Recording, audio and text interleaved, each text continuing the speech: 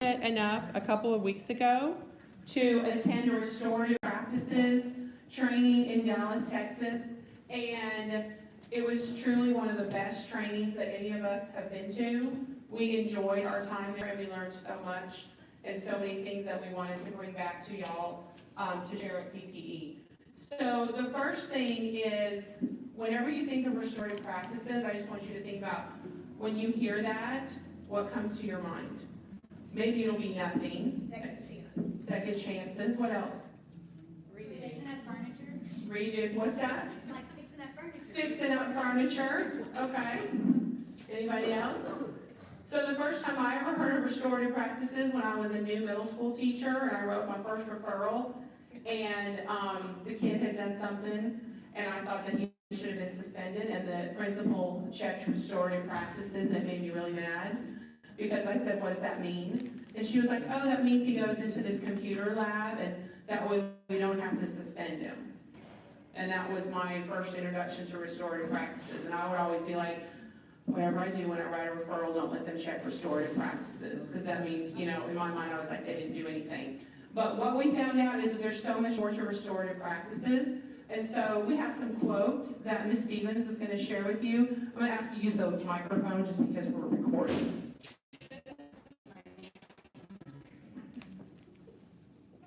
One of the main things about restorative practices is you're really building relationships. So in order to do that, you have to have no excuses and find a solution.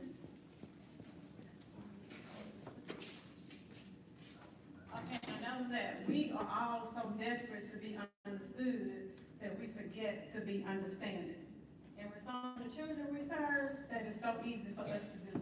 But we have to remember we have to be understanding, because some of our children are coming from situations that some of us probably wouldn't even survive through. Okay? And we only hear about just the tip of what they go through sometimes. They need to know you care before they care what you know. And another quote that we don't have that I also heard during the workshop is that we need to get through the heart before we can get through the brain. So if we keep all these quotes in mind, it should help us to build relationships easier. And I'm going to Ms. Fitz to talk about the relationships. Right.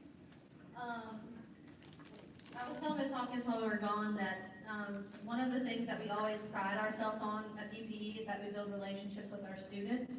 And I feel like we do, yes, but I feel like as a teacher myself, I can say that what we have done is build very superficial relationships with our kids. So we may know little things about them, like, you know, they live with their grandparents, or they like to play basketball, or just random little things about them, but we don't truly know our kids. And that hit me really hard when we were gone, that we might only be scratching the surface with our kids instead of getting to really know them. And so we went through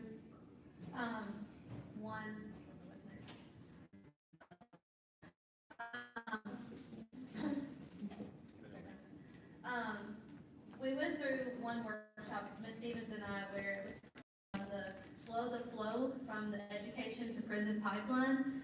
And what it was talking about was there were like 5 or 6 people who were ex-cons who had since restored their life and gone on to good things. And they came back to tell a group of teachers how their educational experience directly led to their incarceration.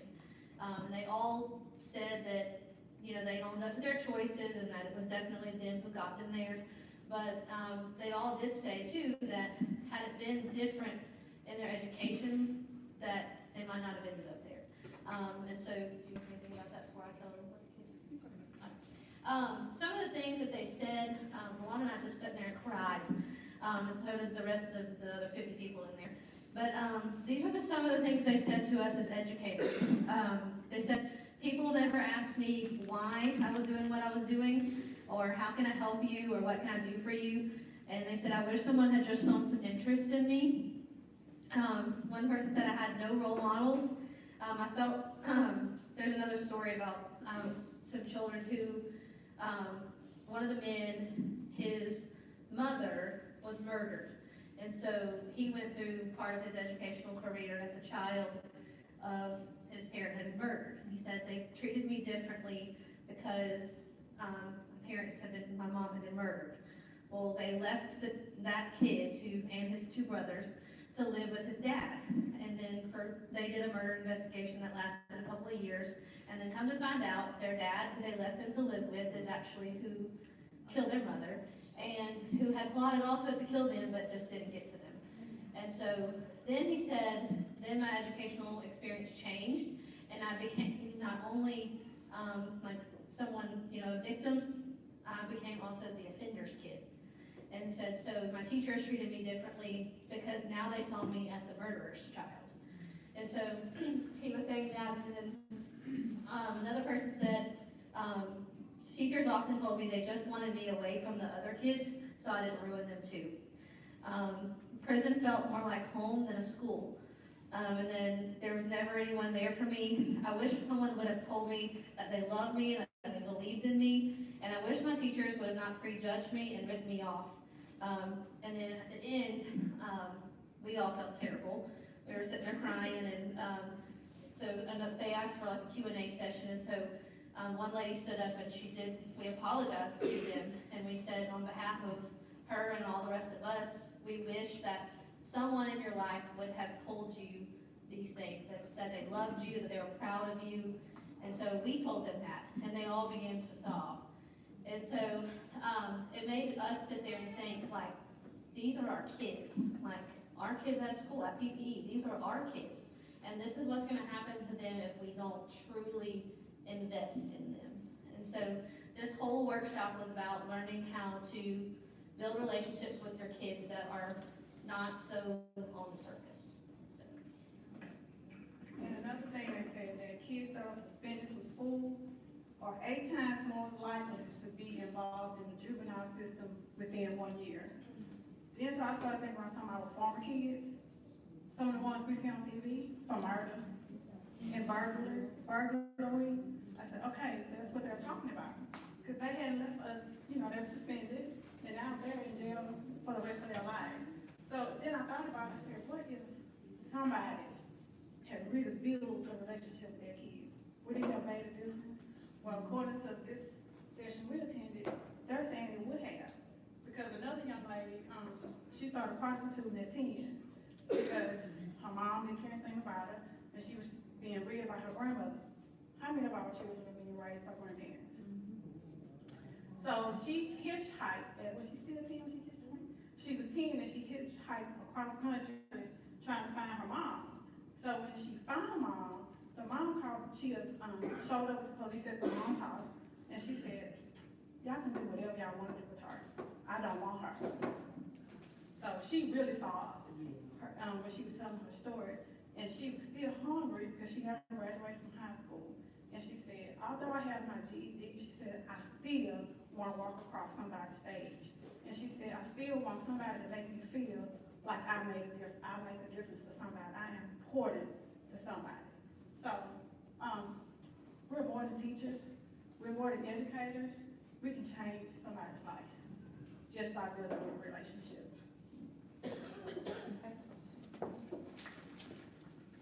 When we all talked about, after we presented this once, I said, what can we do better, the second time? And Luana was like, I'm gonna try and be less emotional. But I'm already here feeling very emotional because it was a very emotional day for us up in the office with some of the sweeties that we were dealing with today. And this is very timely for all of us to hear. So I want you to just do a quick definition of what a restorative practice is. So I think sometimes people get confused because you hear on the news about restorative justice that is dealing with the prison system, okay? So that's when someone has offended, like maybe they've stolen or beat somebody up or something, and part of their corrections is that they have to restore that relationship with the person that they harmed.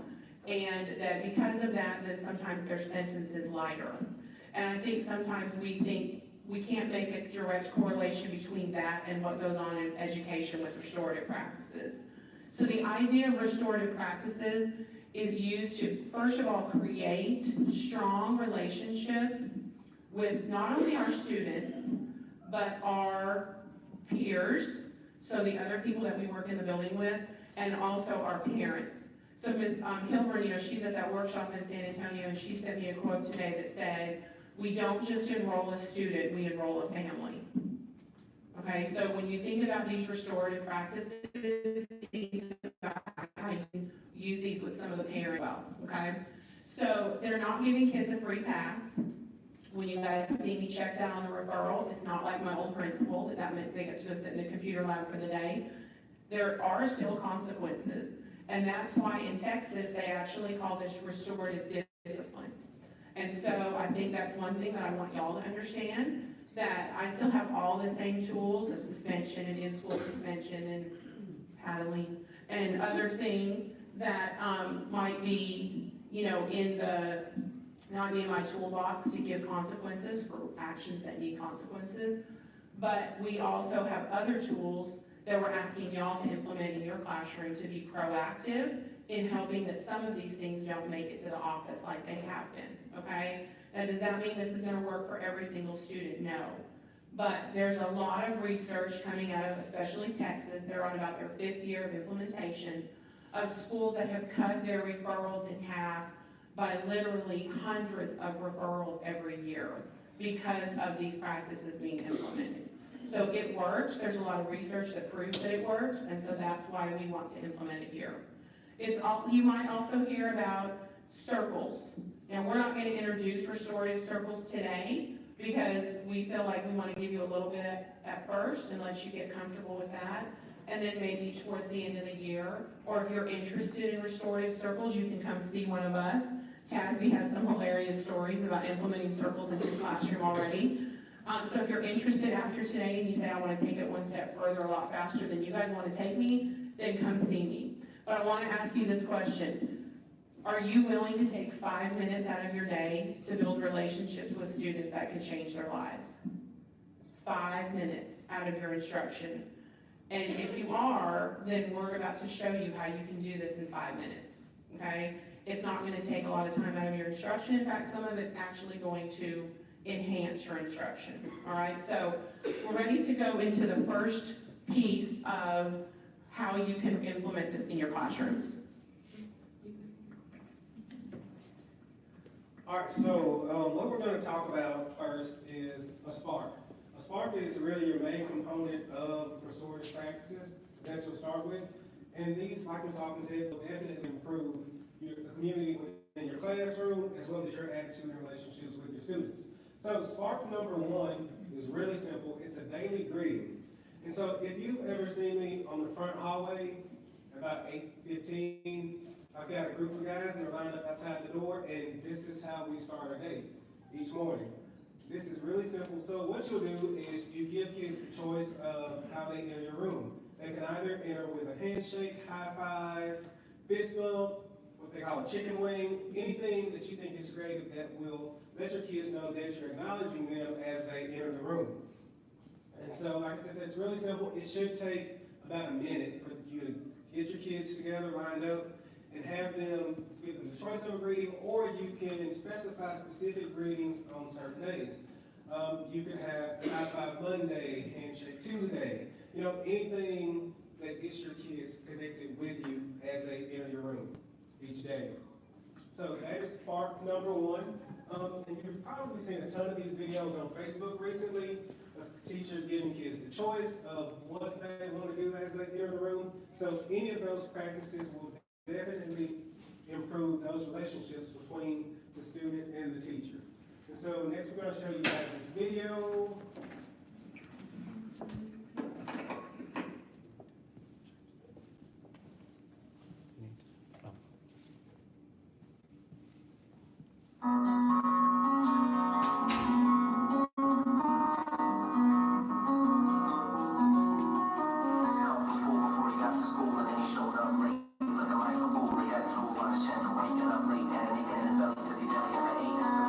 Straight on the floor, losing over them pretty hard to ignore. Before he goes to class, he gotta show ID, but he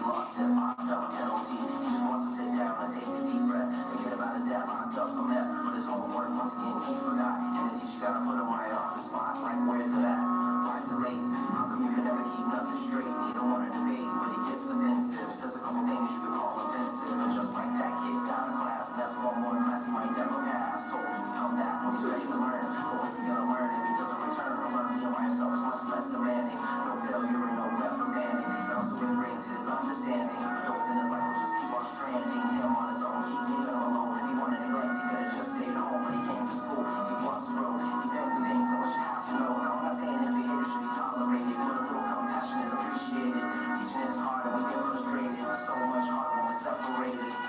One smile, one smile, one minute, one let him know you're there and that he's not alone. He looks tough, but he's not. The shit you give away, all that he's got is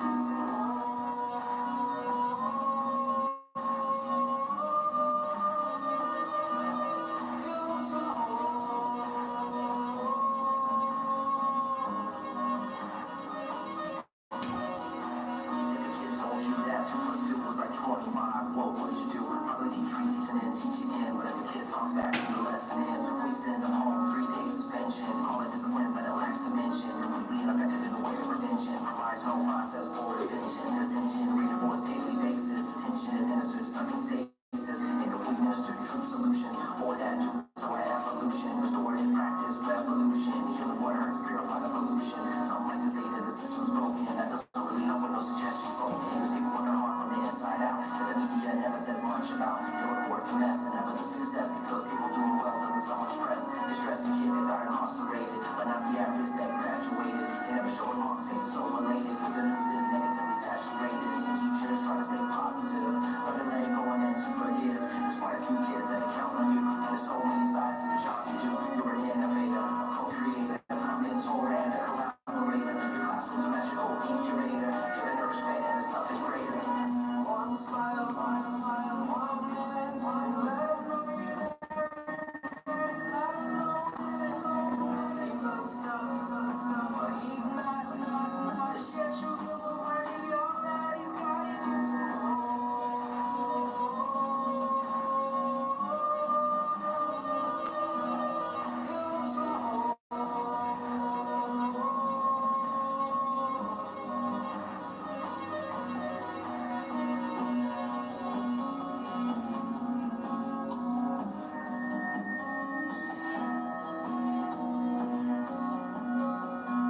John Steinbeck once said that I have come to believe that a great teacher is a great artist, and that there are as few as there are any other great artists.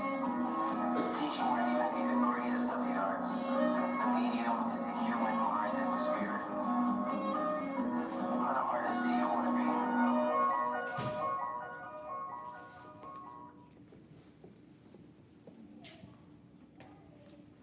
All right. Are they okay in there? All right, so any questions about the 60-second spark? So what we're asking is that instead of when the students enter, starting at, what's happening?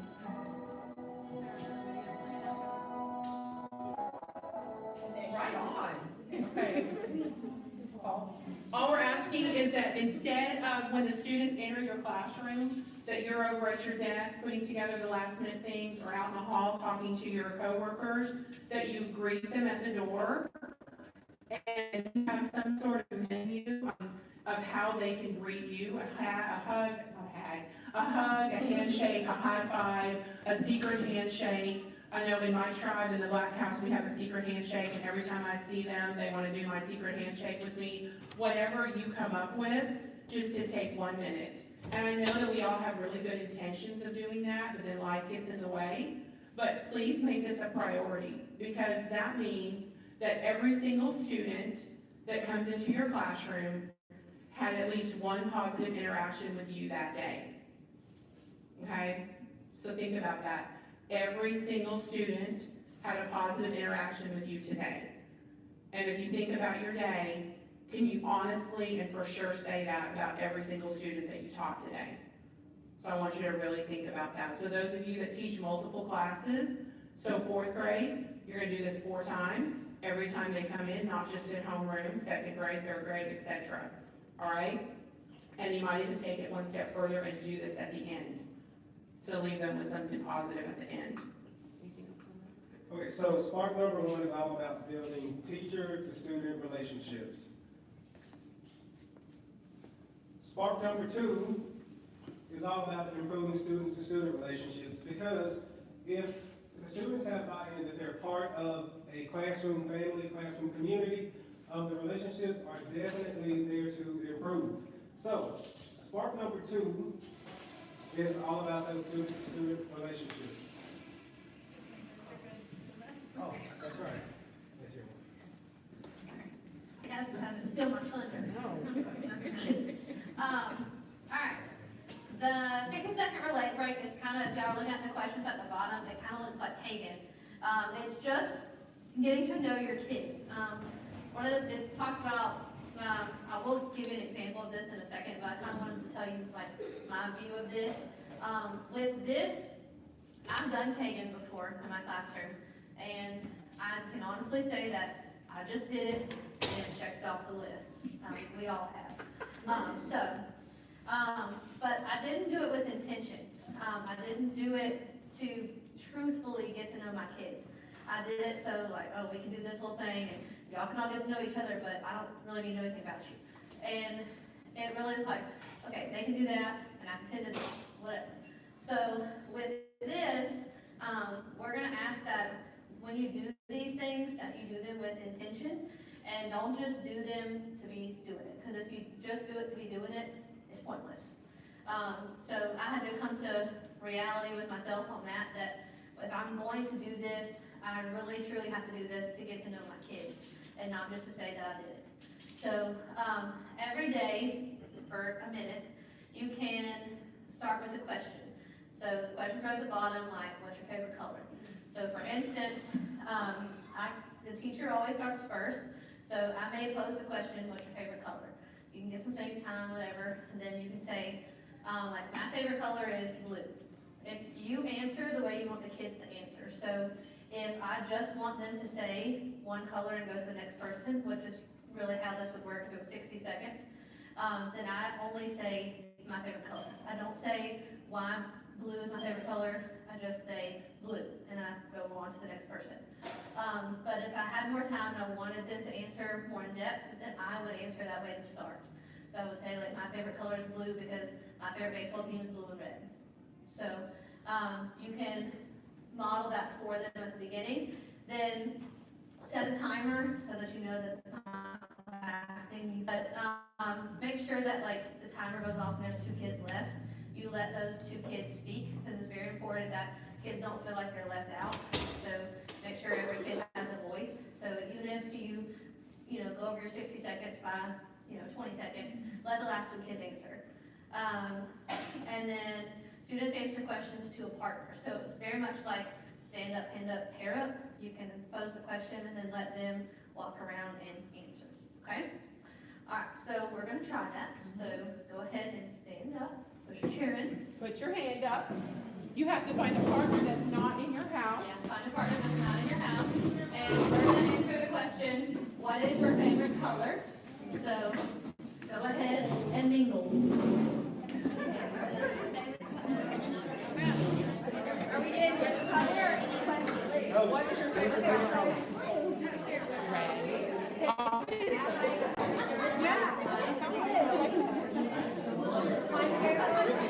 Switch partners, already. Switch partners, already. Are you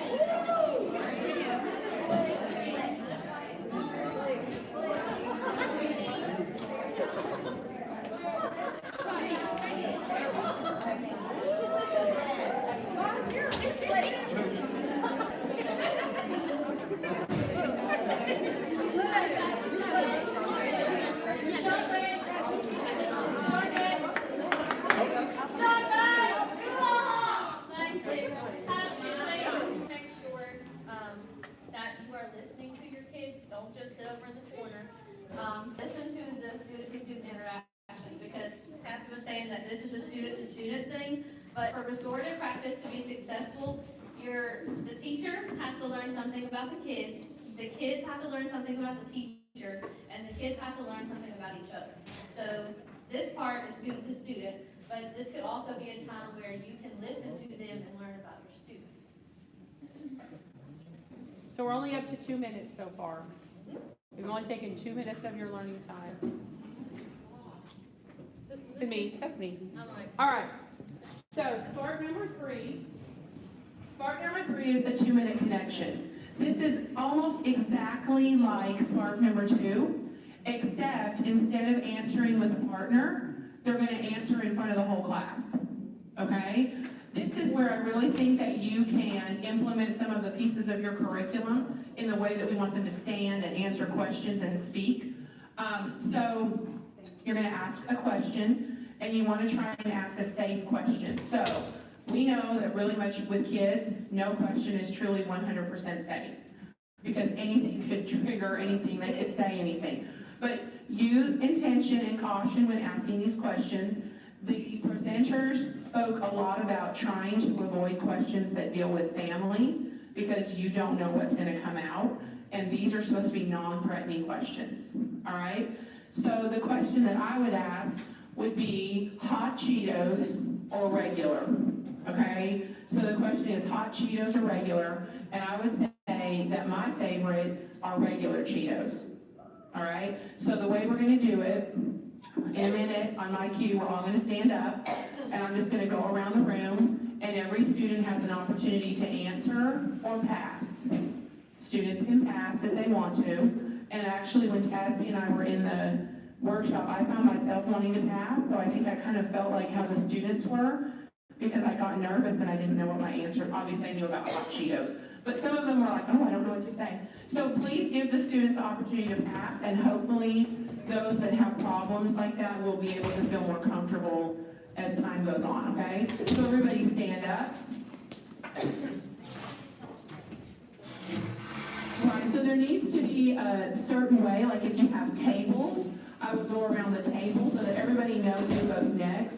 If you have a cue ball, that's a great thing, or one of these that you can use, but don't just toss it around randomly. They spoke a lot about really important having structure to this procedure, okay? So I'm going to start like over here and just go by the table. So I'm going to say, what's your favorite, hot Cheetos or regular? Mine are regular.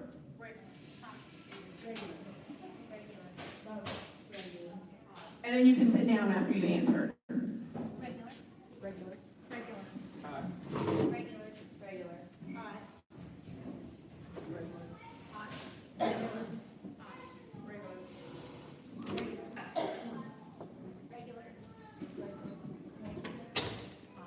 I feel like we secretly judge all the hot. We got a lot of hot people in here. In the last workshop, there was hardly any hot people. So already, number one, every single child in your class had an opportunity to say something today.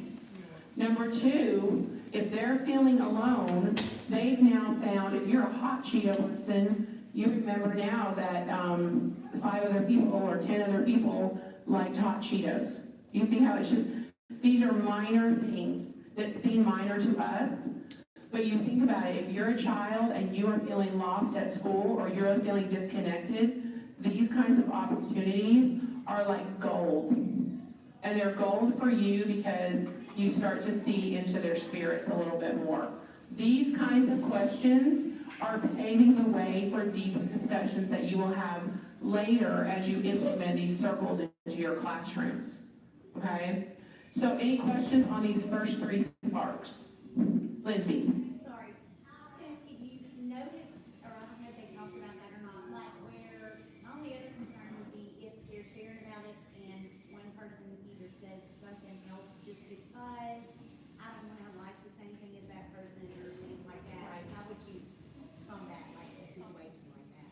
Right, so some of the things you can implement are, you can implement a talking piece if you want to. I wouldn't do that very first, but it would be a way that you, and it can be anything. You could be the cue ball, it could be the microphone, it could be, kindergarten has those cute little light up microphones. Whatever that you would pass from person to person, and the only person allowed to speak is the person that has the talking piece. Also, if you have a consistent problem, because as I was sitting in this workshop, I could think of a few people by name that might say something crazy just to, that's when you talk about, you pull them aside, hey, these are the norms, what are the norms of our classroom, what are the and the reteaching of the expectation of building community in the classroom. So if you've taken the time to build community in your classroom, you probably won't see that as much because that'll be the expectation, but we all know, like I can see a few faces in my sight that might be in your class, Ms. Charnell, that would say something like that just to be a comedian or something. And so that's something that you would have to work with your students on. That's a good question. Any other questions on these first 3 sparks? Okay. So next we have some examples of things you can do for spark number 2 to build your student-to-student relationships. So what I did is I placed a slide for each day of the week. And so the first one is Motivational Monday. And it, basically what you're doing with this spark is you're putting post-it notes with your student's name on the board, and as kids in your room, they are to take the name of someone in their class and write them a motivational message on the post-it and hand it to them on Monday, just to kind of get their day started. So you're continuously building that student-to-student relationship, as well as your classroom community. And then there are things like Tuesday Treasure. Where would you bury your hidden treasure and why? And so students are coming in, they're answering that question, they're discussing that with their classmates. Would you rather Wednesday? Would you rather be a squirrel for a day or a frog for a day? This or that Thursday? Do you prefer candy or popcorn? And so with that one, there are magnets on the board with numbers on them, and as students come in, they know their number, and they just simply move their magnet to candy or popcorn.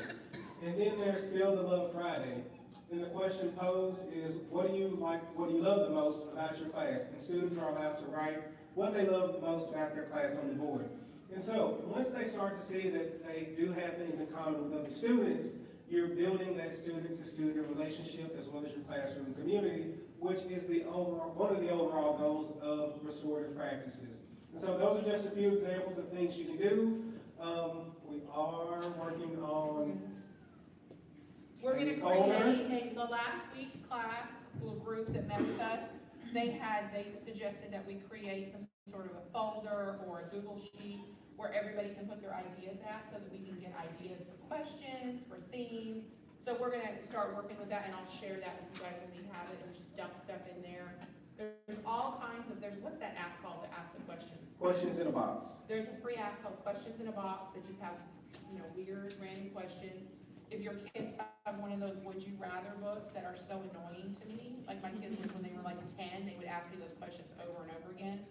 But those books are really helpful to come up with things like that too. All right, so we're gonna do the Spark plan now. All right, so the SPARK plan, I've handed out to everybody. Yeah, I handed them out. So a SPARK plan, this is not, don't worry, you're not gonna have to turn this in as a lesson plan or anything. This is just to get your mind thinking about what you're gonna do, okay? So on this SPARK plan, you'll see 3 parts. The first part is the SPARK 1, which is the teacher greeting. Now, you don't have to have a different teacher greeting every day. But, I love a theme, so I would want to have a different teacher greeting, like Motown Monday, tied to whatever you want to come up with for that day. Or you can just do as simple as what Scarlett put outside her door, have you hugged your teacher today? And that's her greeting because she said that she doesn't take anything less than a hug. So she said that she even had past students coming by saying, I haven't hugged my teacher today because she hung that right outside of her classroom. Then you might have seen some other teachers. I think the sub that's working in Mr. Benowitz's room, she attended last week. She hung that out. She said she bought it on Teacher Pay Teacher for like $3. I know a great person that makes stuff on Teacher Pay Teacher called Miss Powers. So, and she'd be like, anything you guys want, she said she would make for free. So if you want something specific, she will make it for you, okay? So that's the first part you're gonna fill in, and I'm gonna have you guys brainstorm with the people at your table of ideas that you could do for that first part. The second part is gonna be that student-to-student 60-second where they talk to a partner, okay? Where they meet with a partner and answer a question. You could also pick, like, you might even put a picture up on the board and let them talk about with each other, what do they think that picture is about? Okay, it doesn't have to be a question, it can even be something like, or, you know, look at this picture, what do you think it is? Or it's one of those pictures that has like secret things hidden in it, how many things can you find in it? So ideas for what you might do every day for 1 week for those 60 seconds, and then ideas of what you would do for your 2-minute connections, okay? This is, like I said, this is not, the SPARK plan is not required, but these sparks are things that we would expect to see as we come around to your classrooms. And when you don't have to do Spark 2 and Spark 3 at any certain time during the day. You can do it at different times during the day. You might have a slow period in the afternoon. Or you might have a time where you're getting ready for lunch and you have time. But like Holly said, make sure that if you're asking a question, that you've left enough time for every single student to answer. Because then you're defeating the whole purpose if like 5 people don't get to answer, okay? So we're gonna give you guys a few minutes to just kind of brainstorm with your tables. And even if you're a para, I still want you to do this because you still deal with students every single day, and you can have some sort of way that you greet the students. Or you can have questions. You guys notice that I've been asking questions on the news, and Miss Powers had a little kid come up to her on Monday. Miss Powers, I still want to ask that question about something about when I asked about marshmallows and jelly beans. And we've had lots of kids that wouldn't normally come up and talk to us and interact with us on purpose, come up and say, I want to answer the question. So when you do things like that, it gives them an excuse to come and talk to you, okay? So let's take about 5 minutes and just kind of brainstorm some ideas. Does anybody need another PowerPoint? Did I give everybody enough?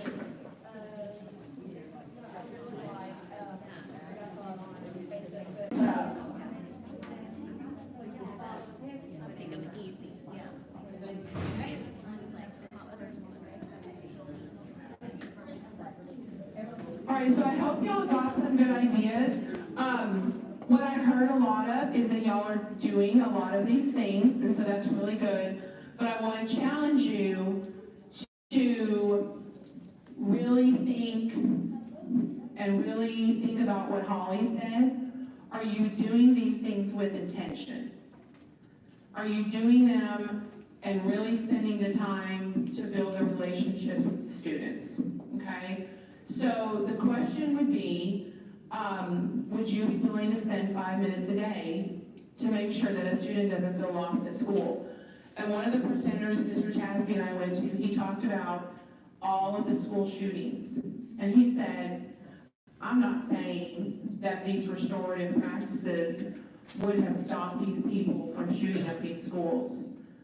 But he said, I can't go home at night and put my head on my pillow and think that I had students come into my classroom who never had a positive interaction with a peer, who never had a positive interaction with me, and went home. Because our students deserve more than that. So as you think about how you're going to implement these things in your classroom, or how you can do even better, because none of us are the perfect teacher, none of us are doing everything perfectly, and so we can always improve. I want you to think about that, and we're going to show you this video, and this is something that we would like to do at PPE, is in a school district in Texas, each one of the teachers was asked to choose a student who they believed in. And then they told that student, I believe in you. And that's what this video is, so we're gonna watch this.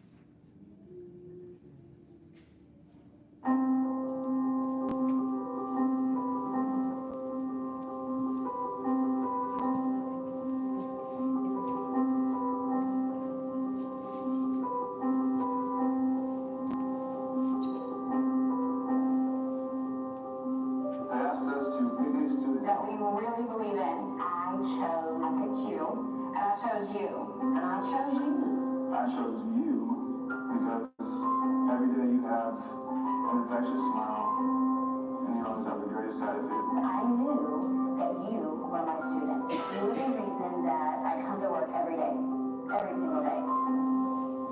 Because you're so passionate, it just brightens my day every day to know that I get to see you. And I picked you because I wanted to tell you how much you inspire me every day. Every day you smile, and you make me so happy.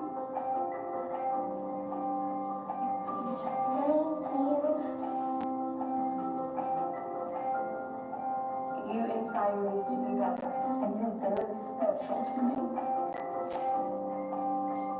You have to think of the students that we believe in.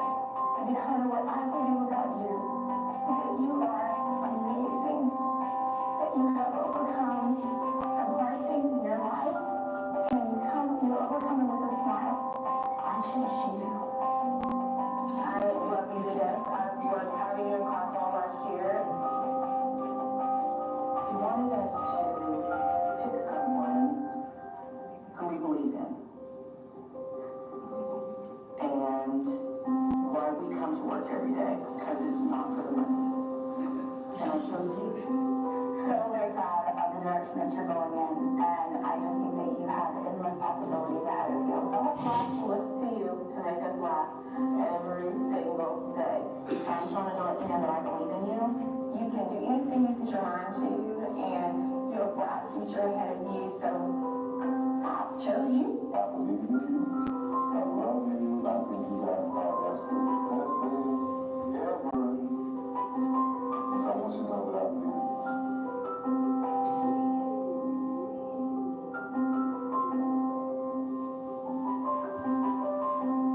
me. I believe in myself.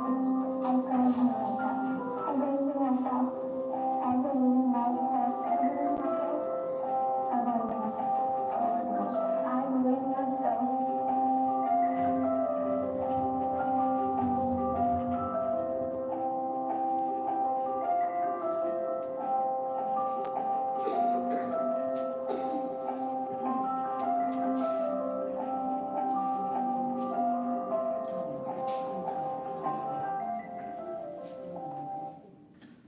All right, so all we're asking, you don't have to make a video of it, but you can. We're asking that you let your students know that you believe in them. And not just the ones that are easy to love, and not just the ones that are easy to deal with, but every single student that you come in contact with every day. We cannot do it without nurturing their spirit until when their spirit is nurtured and feels loved and connected, then their mind is ready to learn. So I challenge you guys to, when you come back from Thanksgiving, I challenge you to start this tomorrow, but if you feel like you need to prepare, we want to see everybody participating in this fully starting the week we come back from Thanksgiving. You don't have to do a SPARK plan. This just kind of helps you get a start. But if you think about it, like what Pastor Phillips said, you don't know what season that child is in their life.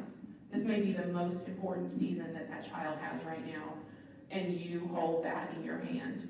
And so I challenge you to find those students and let them know that you believe in them. And we thank you so much. Ms. Wallace. Make a comment. Okay. I'm not good on speaking, but I need to say this.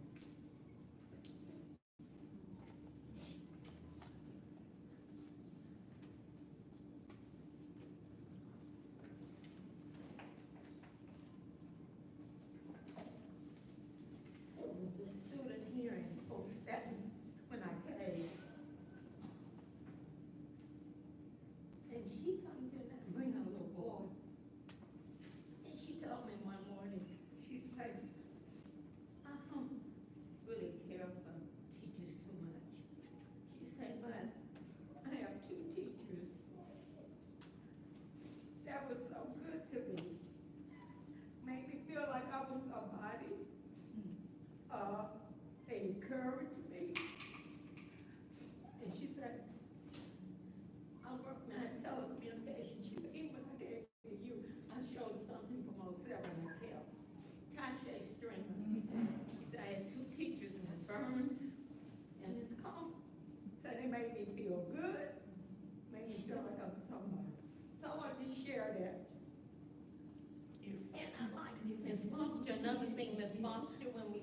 every day I pick up my kindergartners, and I hear her saying, I love you, teach one. I'm not saying others don't, Right, but that's just who you hear. that's who I hear, and I like that. So I want to share that about them, and that the flowers shine on them.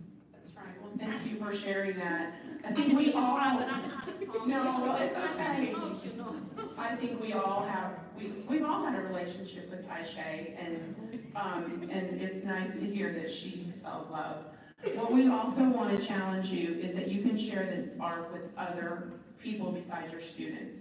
So we have some cards. I feel like I'm at church. Here's a pass along. Okay, we have 2 cards for you to get. I want you to get one. 3 cards. Yeah, the 3 cards total. I'm not gonna mess this up this week, okay? We're gonna have you get 1 card that says positive parent mail. And we would like you to write a note to one parent about how awesome their student is. Put it in an envelope, give it to Stephanie, and you gotta address it for her, or you'll send her over the edge. She will stamp it if you address it, okay? Then, you're gonna get 2 cards that say positive colleague mail. One, we'd like you to give to somebody at PPE, just to encourage them. The other one, we would like you to think of someone in Bossier Parish Schools that is one of your colleagues that you would like to send this to in the green box. And Holly had an experience already today with her card that she sent last week. You want to share that? I sent these after the, meeting last Thursday. I sent one to my hometown, to somebody who I think is impacting our community, that's teaching at the school where I live. And then, I also sent one to Waller, to their new admin, who I'm friends with over there, that feel like they're doing a great job over there. But, one of my people already got their card in the green box. And so as we were up here today, my watch was dinging, and it was, my friend from the other school was like, I just got your card, thank you so much. And so she was so excited, and, it really made her day. So, and it was fun for me too. I couldn't wait to get to the green box. So I know it sounds like just something extra to do, but it really will mean a lot to somebody. So. Thank you all so much, and we will see you tomorrow. And we'll see.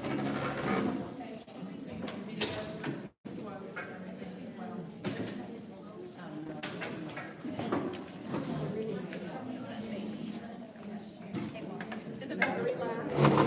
Huh? The battery lasted?